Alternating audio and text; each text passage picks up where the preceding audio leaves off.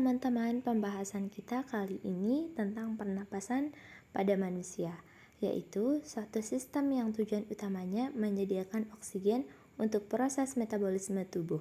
Untuk memahami sistem pernapasan secara utuh, kita harus mengenal bagian-bagian dan fungsi dari penyusun sistem pernapasan kita. Mulai dari yang pertama, yaitu hidung.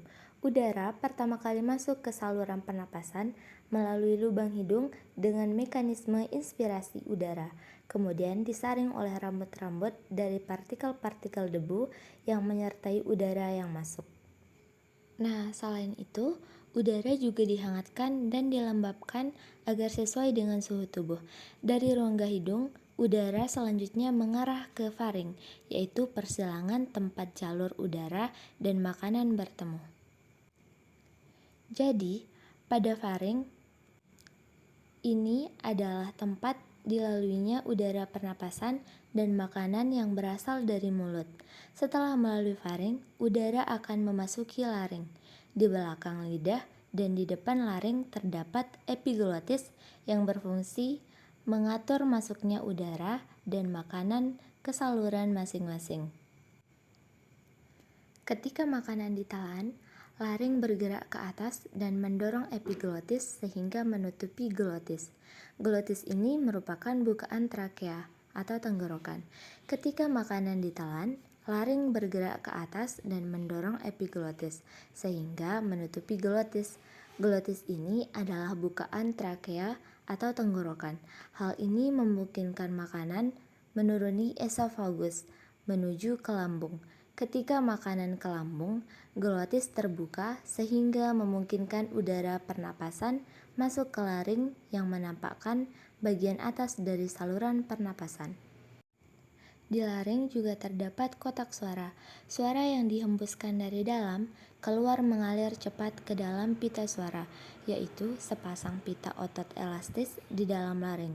Suara dihasilkan ketika otot-otot di dalam kotak suara menegang, yang kemudian merentangkan pita suara sehingga bervibrasi atau bergetar. Suara tinggi akan dihasilkan dari pita-pita yang terentang erat dan bervibrasi sangat cepat, sedangkan suara rendah berasal dari pita suara yang tidak begitu tegang dan bervibrasi secara lambat. Dari laring, udara masuk ke dalam trakea. Di dinding trakea terdapat kartilago atau tulang rawan yang memperkokoh trakea, sehingga saluran ini akan tetap terbuka. Selain itu, terdapat epitelium yang melapisi trakea hingga bronkus. Epitelium ini ditutupi oleh silia pada permukaannya dan selapis mukus atau cairan lendir yang tipis. Nah, mukus ini berfungsi untuk merangkap debu polen dan kontaminasi-kontaminasi lain yang lolos dari rongga hidung. Silia ini berdenyut dan bergerak seperti ombak dan menggerakkan mukus menuju faring. Tempat mukus tersebut akan ditelan atau dibuang dengan sengaja melalui mulut. Proses ini dinamakan ekskalator mukus, yaitu proses yang memainkan peran penting yang dalam membersihkan sistem pernapasan. Dari trakea, selanjutnya terdapat dua cabang yang disebut bronkus. Ini mengarah ke salah satu dari paru-paru. Bronkus bercabang lagi dari paru-paru menjadi saluran-saluran kecil yang disebut bronchiolus. Udara kemudian memasuki alveoli. Kumpulan alveoli disebut alveolus, yang merupakan kantung udara di ujung bronchiolus. Oksigen dari udara yang memasuki alveoli akan terlarut di dalam selaput lembab yang memasuki permukaan dalam alveoli dan kemudian akan berdifusi dengan cepat melintasi epitelium ke dalam kapiler darah.